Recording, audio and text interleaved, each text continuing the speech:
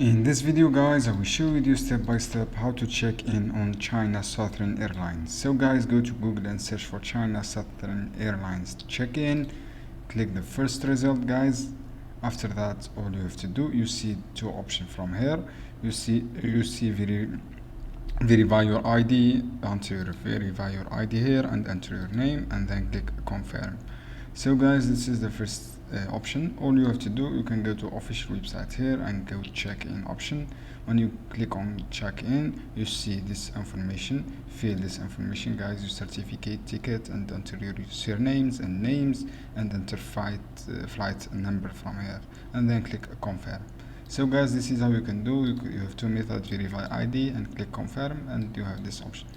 So it is simple steps guys. I hope this guide helpful for you. Don't forget give like and share this video for more content, and any question down below in the comment and I will answer your question as soon as possible.